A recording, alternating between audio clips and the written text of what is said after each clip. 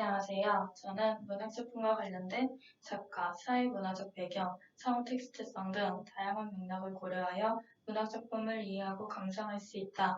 2020학년도 수업연구 고등학교 2학년 2단원 문학의 수용과 생산 10차 시 중 4차 시 지원수입니다. 먼저 2차 시는 지나차 시에 이어서 송민국을 감상해본 후의 수업입니다. 그럼 시작하도록 하겠습니다. 우리 그럼 인사하고 시작할까요? 반장이 인사해주세요. 네, 반갑습니다. 우리 지난 시간까지 어떤 작품을 배웠는지 기억하나요? 네, 맞아요. 바로 송민국을 배웠었어요. 그러면 이 송민국의 화자는 어떤 화자였나요? 네, 바로 임을 그리워하는 여인으로 설정되어 있었죠? 네, 그러면 이 화자의 태도는 어땠나요? 네, 바로 임을 향한 일편단심을 보여주었는데 임을 그리워하고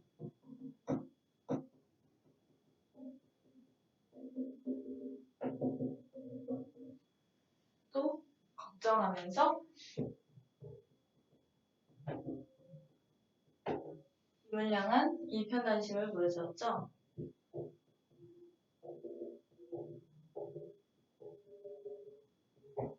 좋아요. 그러면 이 작품만의 독특한 시상 전개 방식이 있었는데 기억하나요?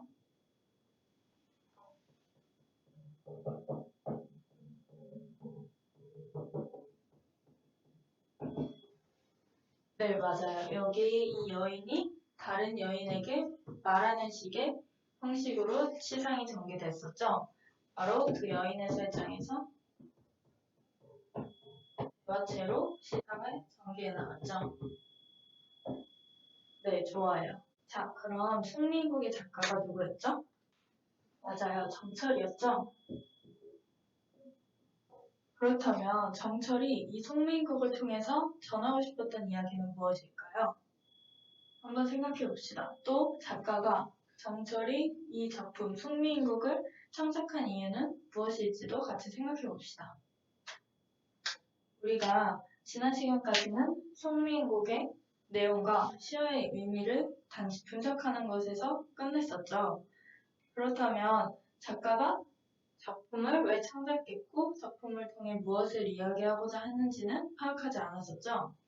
그럼 이렇게 작품 속 내용들을 분석하고 그것을 그대로 받아들이고 작품 감상을 끝내는 것이 적절한 작품 감상 방식이라고 할 수 있을지도 같이 생각해 봅시다. 지금부터 활동지 나눠줄게요. 네, 활동지 다 받았죠? 자, 그러면 한번 볼까요? 1번을 보면 시의 첫 번째 칸에 문제 상황을 적는 칸이 있어요. 그리고 두 번째 칸에는 문제 해결을 위한 가설 설정이라고 해서 가설 수립, 결론, 가설 검증, 결론 도출, 적용의 칸이 있죠. 이 두 번째 칸은 우리가 활동을 해가면서 채워나가야 할 부분이고 이 첫 번째 문제 상황은 한번 지금 생각해 봅시다. 우리가 새로운 문학작품을 접했을 때 화자나 시적 상황, 그리고 시어의 의미 등을 제대로 파악하지 못하거나 이해하지 못한 경험이 있었는지도 생각해보고 그렇다면 지금까지 문학 작품을 감상하면서 느꼈던 어려움은 어떤 이유에서일지도 한번 생각해서 적어봅시다. 네, 다 적었나요? 그러면 우리가 이렇게 문학 작품을 감상하는 데 있어서 겪는 어려움을 조금이라도 해소하기 위해서는 어떻게 하면 좋을까요? 네, 문학 작품 감상 방법을 좀 달리 해보면 어떨까요? 네, 그렇죠. 그러면 오늘 학습할 내용 학습목표 읽어보도록 할게요. 자, 그럼 우리 이번 차시 학습목표 다 같이 읽어볼까요? 시작! 네, 잘 읽었어요. 자, 우리 여기 학습목표에서 세 생소한 개념이 등장하는데 바로 뭐죠? 네, 맥락이라는 생소한 개념이 등장해요. 자, 그럼 이 맥락은 어떤 걸 의미하는 걸까요? 네, 좀 사전적 정의로 정의하기가 좀 어렵죠? 자, 대상이 있을 때, 맥락이랑 대상이 있을 때 이 대상과 함께 주어진 모든 정보를 이 모든 대상을 둘러싸고 있는 모든 정보를 맥락이라고 뜻할 수 있어요. 그러면 우리가 오늘은 다양한 맥락을 고려하여 문학작품을 이해하고 감상할 수 있다니까 문학작품을 이 대상이라고 생각하면 문학작품에는 작가에 대한 정보도 주어질 수 있고 또 학습 목표에서도 언급했었지만 사회문화적 배경 또 상호 텍스트성의 맥락을 낼 수 있어요. 그러면 여기서 상호 텍스트성이란 무엇일까요? 네, 상호 텍스트성의 사전적 의미로는 텍스트가 다른 텍스트를 언급하고 있거나 연상, 한계하게 함으로써 의미를 생성하는 것을 뜻하는데 즉 여기서 보면 문학작품이 주어졌을 때 이 문학작품 안에 다른 문학작품을 거론하거나 또는 문헌에 이렇게 문헌이 존재하면 이 문헌에 영화, 노래, 미디어의 글이나 프로그램, 사회적 사건이나 맥락 등을 거론하는 형태로 상호 텍스트성이 이루어진다고 할 수 있어요. 그리고 이를 통해 문헌 간의 상호 비교가 가능하게 되는 것이죠. 그러면 우리가 이번 수업을 마친 후에는 문학작품을 감상할 때 작품 자체만을 감상하는 것에서 그치는 게 아니라 작품을 둘러싸고 있는 이 여러 가지 맥락들을 고려해서 작품을 감상할 수 있게 되겠죠? 자, 그러면 우리가 이번 수업에서 무엇을 하게 될지 알아야겠죠? 먼저 작품에 필요한 맥락에 대한 이해를 한 후에 본격적으로 지난 시간까지 감상했던 송민국을 둘러싼 맥락을 고려해서 다시 감상해보는 활동을 해볼 거고 마지막으로는 다른 작품도 이렇게 여러 맥락을 고려해서 작품을 감상할 수 있을지 확인해봐야겠죠? 그래서 적응해보기를 통해서 다른 작품 또한 맥락을 고려해서 감상해보는 활동을 하고 마치도록 할 거예요. 오늘 할 내용은 교과서 85쪽에서 88쪽까지 해당돼요. 우리가 앞서도 이야기했지만 작품만을 감상하게 되면 작품 속에 설정된 상황이나 시어 그리고 식구의 의미를 제대로 파악하지 못하게 되는 문제가 발생하게 될 수도 있죠. 그래서 이런 것들이 우리가 문학 작품을 감상하는 데 있어서 어려움을 느끼게 하는 원인이라고 할 수 있어요. 그렇다면 우리가 문학 작품을 감상할 때 추가적으로 고려해 볼 만한 요소에는 어떤 것들이 있을까요? 네, 잘 말해줬는데 학습목표에서도 제시됐듯이 작가, 사회문화적 배경, 상호 텍스트성 등을 고려할 수 있겠죠? 그러면 우리 활동지 받은 거 1면에 두 번째 칸에 문제 상황은 아까 설정했었죠? 그리고 문제 해결을 위한 가설을 설정해 볼 건데 가설 수립 칸에 이제 우리가 문학작품을 감상할 때 어떤 요소를 고려했을 때 문학작품을 더 잘 이해하고 감상할 수 있다라고 P면 Q다의 형식으로 명제 형식으로 적어주면 돼요. 그러면 지금부터 한번 적어볼까요? 자, 그럼 우리 이쯤에서 학습 목표를 다시 확인해 볼까요? 다 같이 읽어주세요. 시작. 네, 잘 읽어줬어요. 우리 학습 목표가 문학작품과 관련된 작가, 사회문화적 배경, 상호 텍스트성 등 다양한 맥락을 고려하여 문학작품을 이해하고 감상할 수 있다 했죠? 우리가 방금 가설 수립을 했어요. 가설을 설정했죠? 그러면 우리가 세운 가설에 대해서 확인을 해보는 절차를 가져야겠죠? 그래서 지금부터 확인해보는 활동을 할 건데 지금부터 3명이 한 기본 모둠을 이룹니다. 3명이 기본 모둠을 이뤄서 이 맥락 각각 3개가 존재하죠. 이 맥락을 하나씩 선택해요. 그래서 뭐 작가를 선택한 사람 1번이라고 하면 1번을 선택한 사람, 2번을 선택한 사람, 3번을 선택한 사람이 나오겠죠.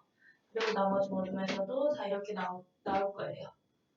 그러면 각 모둠에서 같은 맥락 1번을 선택한 사람들끼리 모이고 다시 모이고 또 2번을 선택한 사람들끼리 모이고 3번을 선택한 사람들끼리 다시 모입니다. 그러면 여기가 내가 가모듬이라고 하고 나모듬이라고 하고 다모듬이라고 한다면 총 3개의 모듬이 다시 이루어지겠죠? 그래서 활동지를 나눠줄 거예요. 그러면 활동지를 보면 여기 참고 자료가 있는데 이 참고 자료를 한번 읽고 그리고 속내인국을 다시 감상한 후에 이 활동 밑에 보면 활동 질문들이 있어요. 이에 대해서 모둠원들과 이야기를 나눈 후에 정리를 해서 적어주면 됩니다. 그리고 이 활동까지 마치면 다시 자기 원래 기본 모둠으로 돌아가서 나머지 두 조원들에게 자신이 활동한 내용을 이야기해주면 되는 거예요. 그리고 이 활동까지 마치면 아까 첫 번째 나왔죠. 활동지 있죠. 여기에서 우리가 가설, 검증, 간에 지금까지 활동한 내용을 적어주면 돼요. 그래서 이 활동까지 모두 마치면 다음 활동으로 넘어가도록 할게요. 자, 그럼 모두 활동 마친 것 같으니까 여기 한번 볼게요. 자, 우리 지금 한 활동까지는 한 명이 하나의 맥락을 고려해서 작품을 읽게 됐죠? 근데 우리가 여러 맥락을 고려해서 문학작품을 이해하고 감상할 수 있다가 이번 학습 목표잖아요. 그래서 우리가 하나의 활동을 더 할 건데 다른 거 아니고 지금 가집단과 나집단을 선택했던 사람들은 다집단의 활동을 해볼 거고 다집단의 활동을 현재 했던 사람들은 가집단과 나집단의 활동 중 하나를 선택해서 하면 돼요. 그리고 활동지는 선택한 대로 줄 거고 나눠드릴 거고 그 활동지를 받으면 똑같이 이 맥락을 읽고 작품을 감상한 후에 이 밑에 있는 활동 질문들을 수행하면 되는 거예요. 이번 활동은 조원들과 이야기는 나누지 않을 거고 개인적으로 할 예정이에요. 그러면 모두 맥락 정해주고 말해주세요. 자, 이 활동도 다 끝난 것 같으니까 한번 앞에 봐주세요. 우리 학습 목표가 뭐였죠? 네, 맞아요. 문학작품과 관련된 다양한 맥락을 고려하여 문학작품을 이해하고 감상할 수 있다 했죠. 우리가 지금까지 활동지를 보면 가설을 수립하고 가설을 검증하고 검증하기 위해 맥락을 고려해서 작품을 감상해보는 활동을 지금까지 해봤죠. 그럼 이제 마지막으로 이 결론, 세 번째 칸 결론 도출 칸에 지금 활동한 내용을 바탕으로 결론을 적어주세요. 다 적었나요? 그러면 우리가 이렇게 맥락을 고려한 작품을 감상해보았는데 작가나 그 당시의 상황을 고려해서 작품을 다시 감상해보니 작품 속 화자의 상황이나 시야의 의미, 작가가 전달하고자 하는 바를 비교적으로 더 쉽게 파악할 수 있었죠. 또 다른 작품들과의 비교를 통해서 이 작품만의 가치도 함께 확인해볼 수 있었어요. 자, 그러면 우리 활동지 첫 번째 활동지를 보면 이 세 번째 칸까지, 결론 도출 칸까지 다 정리가 되어 있죠? 맞나요? 네. 그러면 우리 마지막으로는 적용 칸이 남았죠? 우리 이 방식, 지금까지 했던 활동 방식 그대로 다른 곳에 적용을 해보는 활동이에요. 이 밑에를 보면 적용해보기 칸이 있죠? 그리고 정서의 정과정 작품이 나와 있고 옆에는 정서에 대한 당시의 상황이 요약되어 있어요. 그래서 우리가 지금까지 활동했던 것처럼 이 맥락을 읽고 작품을 감상한 후에 활동 질문을 수행하면 되는데요. 자, 그러면 지금부터 5분간 해볼까요? 네, 이제 다 한 것 같으니까 서희가 한번 정리한 내용을 얘기해줄까요? 네, 좋아요. 아주 잘 정리를 잘한 것 같아요. 자, 정과정 또한 작품 창작 당시 작가의 상황, 여기 나와 있는 작가의 상황을 고려해서 작품을 감상해봤죠. 그리고 작품을 이해하는데 조금이라도 더 도움이 됐나요? 여기가 새로운 작품이었는데 이게 이 맥락을 고려해서 작품을 감상했을 때 더 도움이 됐는지 한번 생각해 볼까요? 네, 우리가 이렇게 작품을 감상하는 데 있어서 맥락을 고려하면 작품을 좀 더 수월하게 이해할 수 있다는 것을 확인했어요. 그럼 이제 우리 오늘 수업을 정리해 보도록 할까요? 자, 우리가 오늘 한 활동은 맥락에 대해 이해한 후 맥락을 고려해 송민국을 다시 감상해보는 활동이었죠. 그리고 이런 작품 감상 방식을 마지막에 새로운 작품인 정과정에도 적용해서 정과정을 맥락을 고려해서 작품을 감상해봤죠. 자, 그러면 작품을 둘러싼 맥락에는 어떤 것들이 있었는지 생각해볼까요? 그리고 여러 맥락을 고려해서 작품을 감상하는 데에는 어떤 장점이 있었는지도 함께 생각해보세요. 네, 그러면 이제 지금부터 정리하는 차원에서 이 활동지를 나눠줄 건데 여기 활동지를 보면 빈칸이 뚫려 있어요. 우리가 오늘 활동을 잘 이해하고 수행했다면 빈칸을 채우는 데는 어렵지 않을 거예요. 그럼 지금부터 빈칸을 채워볼까요? 네, 다 채웠죠? 자, 그럼 예서가 첫 번째 문항의 빈칸을 채운 내용을 얘기해 줄까요? 네, 잘 찾아줬네요. 그러면 두 번째 빈칸은 혜빈이가 말해줄까요? 네, 좋아요. 그러면 마지막 세 번째 문항과 네 번째 문항의 빈칸은 민지가 말해줄까요?